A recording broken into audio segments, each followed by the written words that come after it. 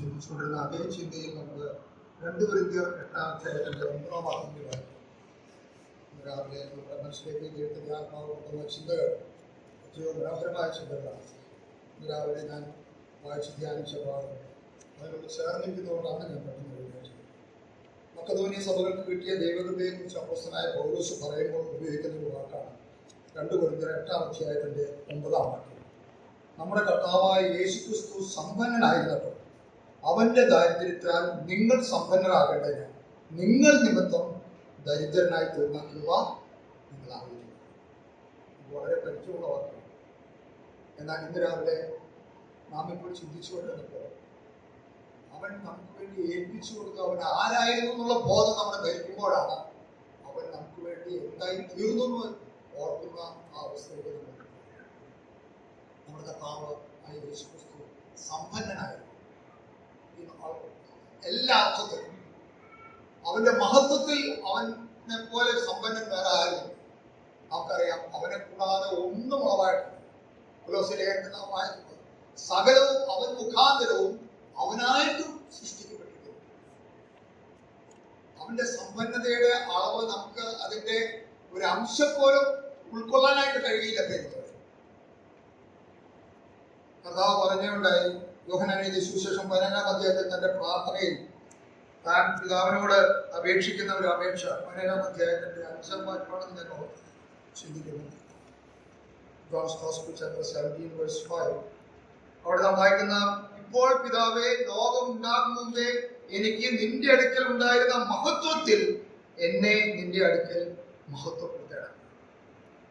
കർത്താവിന്റെ ആ തേജസ് മഹത്വത്തിൽ താൻ എന്തുമാത്രം സമ്പന്നനായിരുന്നു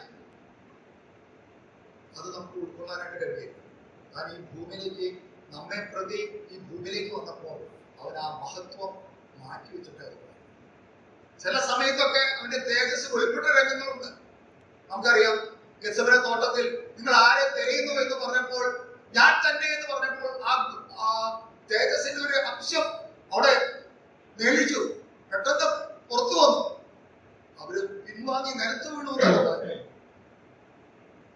ദൈവത്തിന്റെ തേജസ്സിന്റെ ഒരു അംശം കണ്ടപ്പോൾ അവർ മരിച്ചവരെ പോലെ നിലത്ത് വീണു. എന്താണ് അവന്റെ സകല മഹത്വത്തിലും അപ്പോസ്തലനായ യോഹന്നാൻ അവന്റെ മാർഗത്ത് ചേർന്നിരുന്ന അത്രമാത്രം സ്നേഹിച്ചിരുന്ന അപ്പോസ്തലൻ ഉയർത്തെഴുന്നേറ്റ കർത്താവിന്റെ ആ മഹത്വത്തിൽ അവനെ കണ്ടപ്പോൾ മരിച്ചവനെ പോലെ വീണു എന്നാണ് വായിക്കുന്നത്.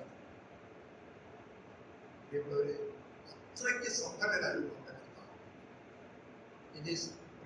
അല്ലെങ്കിൽ അവന്റെ സമ്പന്നത ഒരു അംശം പോലും നമുക്ക് ഉൾക്കൊള്ളാനായിട്ട് കഴിയില്ല. എന്നാൽ നമ്മുടെ വായിക്കുന്നത് നമ്മുടെ കർത്താവായ യേശുക്രിസ്തു സമ്പന്നനായിരുന്നു.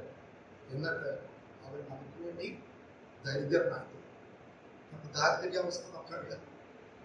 അവന്റെ ജന്മത്തിൽ അവനെ പോലെ ദാരിദ്ര്യം അനുഭവിച്ച വേറെ ആരും കാണില്ല. അവന് ജനിക്കാൻ പോലും ഒരു സ്ഥലം ഒരു വീടുണ്ടായില്ല. എവിടെയാണ് അവൻ ജനിച്ചതെന്ന് നമുക്കറിയാം. അവൻ വളർന്നത് വളരെ ദരിദ്രനായിട്ടാണ്.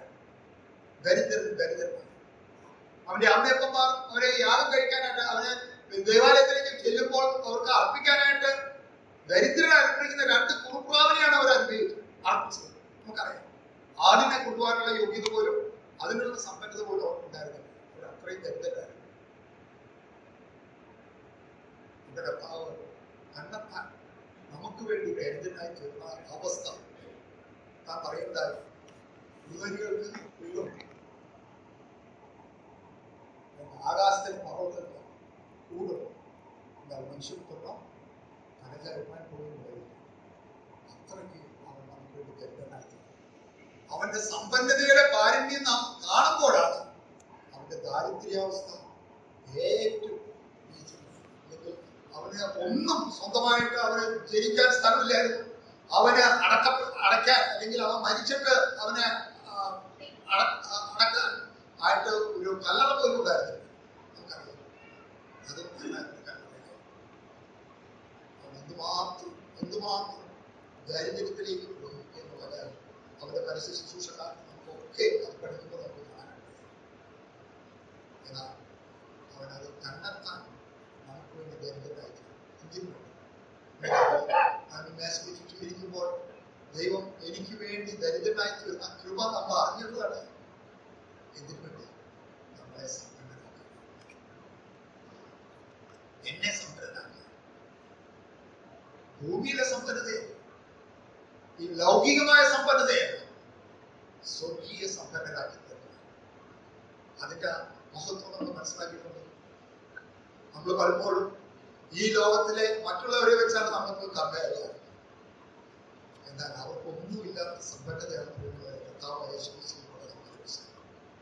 ഇന്ന് രാവിലെ നാം മേശയ്ക്ക് നാം ഓർക്കേണ്ടത് ഏറ്റവും വലിയ കാര്യം, കർത്താവെ പാപിയായിരുന്ന യാതൊരു അർഹതയും വരുന്നില്ല, എനിക്ക് വേണ്ടി തന്നെത്താൻ ഏൽപ്പിച്ചു. തന്നെത്താൻ ഏൽപ്പിച്ചു കൊടുത്ത അവരുടെ, ഞാൻ ആലോചിക്കുന്ന അവരുടെ ആ തൃത്വത്തിൽ അവർ അനുഭവിച്ചിരുന്ന സന്തോഷം അത് എത്രമാത്രം വലുതായിരുന്നു നമുക്ക് ഉൾക്കൊള്ളാനായിട്ട് കഴിയും. അവരുടെ മഹത്വത്തിൽ അവരുണ്ടായിരുന്ന എല്ലാ സന്തോഷവും അതെല്ലാം വിട്ടിട്ടാണ് അവർ ഈ ഭൂമിയിലേക്ക്.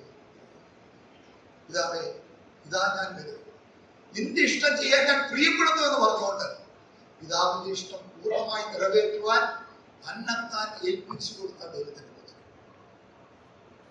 പിതാവ് അവനൊരു ശരീരമില്ല, ആ ശരീരത്തിലാണ് ഈ ഭൂമിയിലേക്ക് പാപമില്ലാത്ത ആ ശരീരത്തിൽ എന്റെ പാപങ്ങൾ വഹിച്ചുകൊണ്ട് നമ്മൾ ഓരോരുത്തരെയും പാപങ്ങൾ വഹിച്ചുകൊണ്ട്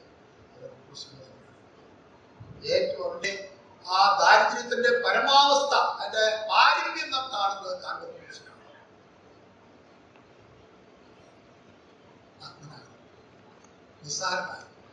നിസ്സഹായനായി നടക്കുന്ന ദൈവത്തിന്റെ പറ്റി ദൈവം മനുഷ്യനായി വന്നപ്പോൾ അവരനുഭവിച്ച താഴ്മയുടെ ഏറ്റവും അതാണ് ഫിലിപ്പിയർ 8 അധ്യായത്തിൽ നാം വായിച്ചത്.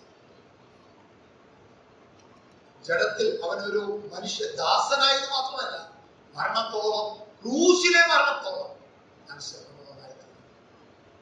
അത് തന്നെത്താൻ ഏൽപ്പിച്ചു കൊടുക്കുകയാണ്. പിലാത്തോസിനോട് പറയുന്നു,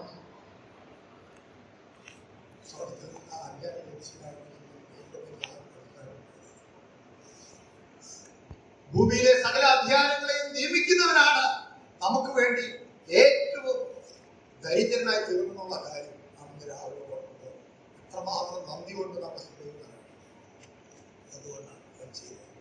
നമ്മുടെ ഓരോരുത്തരെയും സമ്പന്നനാക്കി. അതാണ് അപ്പോസ്തലൻ പറയുന്നത്, കർത്താവായ യേശുക്രിസ്തുവിന്റെ കൃപ നിങ്ങൾ അറിയുന്നത് അവർ സമ്പന്നനായി,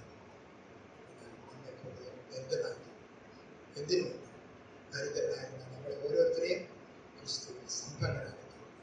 ഇന്ന് രാവിലെ നാം അനുഭവിക്കുന്ന സമ്പന്നത നമുക്ക് യാതൊരു അർഹതയില്ലാത്തതെന്ന് നമുക്ക് അറിയാറുണ്ട്. ആണ് ദൈവത്തിന്റെ കൃപയുടെ മാഹാത്മ്യം നാം മനസ്സിലാക്കുന്നത്. ആ കൃപയുടെ മാഹാത്മ്യം വരും കാലങ്ങളിൽ നമ്മൾ കാണിക്കേണ്ടതിനാണ് ക്രിസ്തുവിൽ തിരഞ്ഞെടുക്കുന്നത്.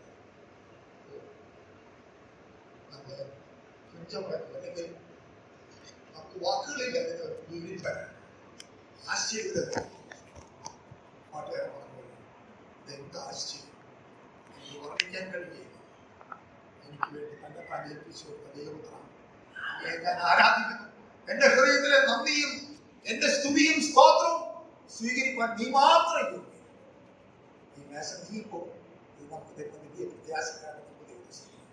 അത് നാം നമുക്ക് വേണ്ടി ദരിദ്രനായി തീർന്ന, നമുക്ക് വേണ്ടി തുപ്പലുകളേറ്റ, നമുക്ക് വേണ്ടി ഏറ്റവും നീചമായ മരണം വഹിച്ച കർത്താവ് എന്നെ സ്നേഹിച്ച് എനിക്ക് വേണ്ടി തന്നെത്താൻ ഏൽപ്പിച്ചു കൊടുത്ത ദൈവത്തിന് അവന്റെ മഹത്വത്തിൽ കണ്ട് അവനെ പോലെ നാവുമായി തീർന്ന് അവനെ നിത്യം ആരാധിക്കുന്ന ആ വലിയ പ്രത്യാശ ഈ മേശ നമുക്ക് തരുന്നു. നമുക്ക് അവനെ സ്തുതിക്കുകയും അവനെ മഹത്വപ്പെടുത്തുകയും ചെയ്യും. നമ്മുടെ ഹൃദയത്തിലെ സകല സ്തുതി സ്തോത്രങ്ങളും അവന്റെ പാദങ്ങൾ അർപ്പിച്ചു. ദൈവമേ, നീ യോഗ്യൻ, നീ യോഗ്യൻ, നീ മാത്രം യോഗ്യൻ. കാരണം നീ ഇറക്കപ്പെട്ടു, നിന്റെ നിണം തൊട്ട് സകല ഗോത്രത്തിൽ നിന്നും ഭാഷയിൽ നിന്നും വംശത്തിൽ നിന്നും ജാതിയിൽ നിന്നും ഞങ്ങളെ വിലയ്ക്ക് വാങ്ങിയതോ ദൈവത്തെ ആരാധിക്കുന്ന പുരോഹിതവർഗമാക്കി ഞങ്ങളെ തീർത്തത്. ഒരിക്കൽ കരുണ ലഭിക്കാത്തവരായിരുന്നു, ഞാനിപ്പോൾ കരുണ ലഭിച്ചു. ഒരിക്കൽ ദൈവത്തിന്റെ ജനമേ ഇല്ലാത്തവരായിരുന്നു, ദൈവജനവുമായിട്ട് യാതൊരു സമ്പർക്കവും ഇല്ലാത്തവരായിരുന്നു. എന്നാൽ ഇപ്പോൾ ദൈവത്തിന്റെ ജനം മഹത്വകരമായ വലിയ സ്ഥാനം തന്നെ കർത്താവ് മഹത്വത്തിൽ